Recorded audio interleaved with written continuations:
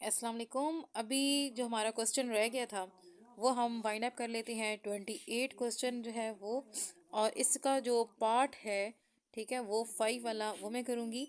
तो देखें कि मेरे पास जो क्वेश्चन है ना वो कुछ इस तरह से है। एक्स की पावर 3 है, वाई की पावर 1/2 है, इसी तरह जेड की पावर 1/3 है।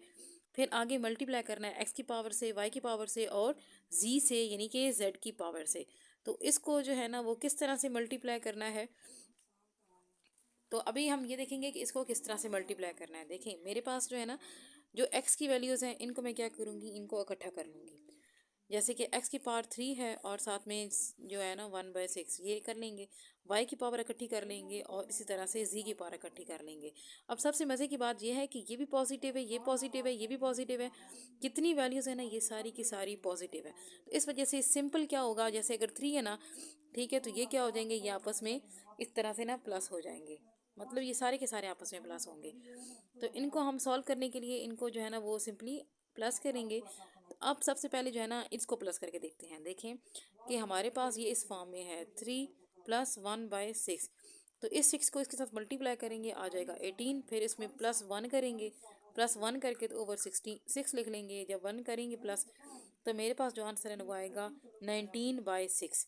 इस तरह से ये मेरे पास जो है ना एक वैल्यू वो सॉल्व हो गई है। और ये लास्ट तक जो है ना वो यहाँ तक पहुँच गई है।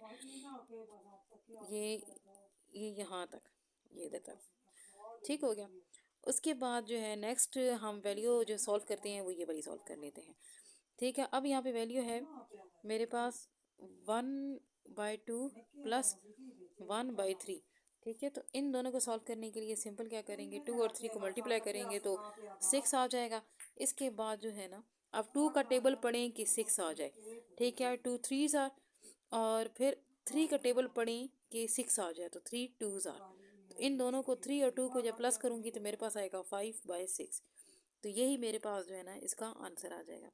बिल्कुल जैसे हमने इसको किया है ना, सेम हमने अगले वाला भी ऐसे ही करना है। ठीक है, ये वाला, इसमें भी हमने क्या करना है कि 3 को 2 के साथ मल्टीप्लाई करेंगे तो 6 आ जाएगा। अब देखें कि 3 का टेबल पढ़ें कि 6 आ जाए, 3 2 ज़ार, और 2 का टेबल पढ़ें कि 6 आ जाए, 2 3 ज़ार। तो ये ओवरऑल क्या हुआ, 5/6। तो इसी तरह से सेम जो है ना वो मेरा इनका आंसर जो है वो यहाँ पे आ जाएगा। तो ये मेरे पास सिंपल जो है इनके आंसर आ जाएंगे, इनकी वैल्यूज आ गई हैं। इसके बाद अभी हम चलते हैं नेक्स्ट क्वेश्चन के ऊपर। जी, अभी हम करेंगे क्वेश्चन नंबर 19। इसका पार्ट जो है ना 7 ये सॉल्व करेंगे। इसमें आपके पास ये एक पावर दी गई है, एक ये पावर दी गई है, और दरमियान में जो है ना ये लिख दिया है डिवाइड। ठीक है, तो सिंपल ये है कि इसको हमने क्या करना है, बटे के नीचे कर देना है, ओवर के नीचे करेंगे। तो मैंने क्या किया कि 10x, ठीक है, 4/5y, ऊपर एक पावर लिख लिया और पूरा एक जो है ना इसको उठा के मैं नीचे ले आई हूँ। तो अब जो है ना सिंपल हमने क्या कर देना है, जब हमारे पास इस तरह से सारी वैल्यूज़ आ गई हैं तो हम इस 10 को जो है और इस 5 को कट करेंगे। 5 1 ज़ार और 5 2 ज़ार 10। अब मेरे पास 2 x की वैल्यू रह गई हैं और फिर 2 y की रह गई हैं। तो x की जो वैल्यूज़ हैं उनको हम क्या करते हैं, यहाँ पे इकट्ठा लिख लिया है। y की जो वैल्यूज़ हैं उनको हमने यहाँ पे इधर इकट्ठा लिख लिया है।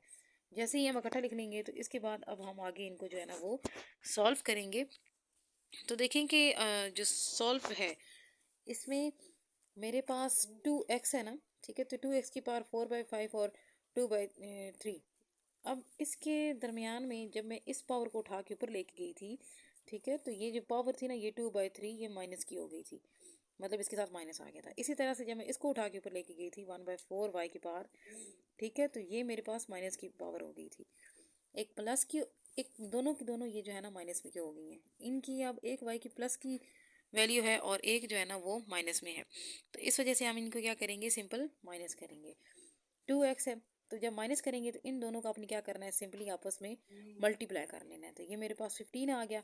अब 5 का टेबल पढ़ना है, ठीक है, 4 है ऊपर और इधर 2 है। तो आपने क्या करना है कि सिंपल अब जहाँ 5 का टेबल पढ़ना है, इसका टेबल पढ़ना है इस 5 का, कि ये वाला ना 15 आ जाता है, ज़ाहिर सी बात है, 3 ज़ार 15 होता है।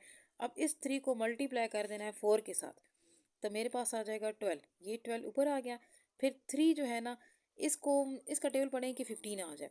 3 का टेबल हम 5 तक पढ़ेंगे तो 15 आता है, तो उसको आपने जो है ना मल्टीप्लाई कर देना है आगे ऊपर 2 के साथ, तो ये हमारे पास आ जाएगा 10। तो ऊपर 12 और साथ में जो है ना वो इधर आ जाएगा 10। जब ये दोनों आ जाएंगे तो इसके बाद हम क्या करेंगे, इनको माइनस कर लेंगे। 12 में से 10 जब जाएगा तो 2/15 आ जाएगा। और इसी तरह से अगर मैं y की बात करूँ तो y है हमारे पास, और सिंपल जो इस तरह से ना 4 1s आर 4 आ जाएगा। अब क्या करेंगे कि इस 1 का टेबल पढ़ें कि 4 आ जाए, तो ज़ाहिर सी बात है 4 आर 4 ऐसे लिख लेंगे क्योंकि वैसे भी ऊपर 1 तो 1 आर 1 होता है। और फिर 4 का टेबल पढ़ें कि 4 आ जाए, तो 4 1s आर, तो 1 को फिर आगे ये ऊपर वाली मल्टीप्लाई 1 के साथ करेंगे, ठीक है, तो 1 ही आंसर आएगा। तो -1 कर देंगे, तो इसका आंसर जो है ना ओवरऑल जब 4 में से -1 करेंगे तो 3/4 जो है ना वो इस तरह से हमारा आंसर आएगा। तो ये सारा जो है ना ये दोनों पार्ट्स में जो बाकी रह गए हैं वो आपने एज होमवर्क उनको सॉल्व करना है। अगर कोई सॉल्व ना हुआ तो फिर मुझे बताना है।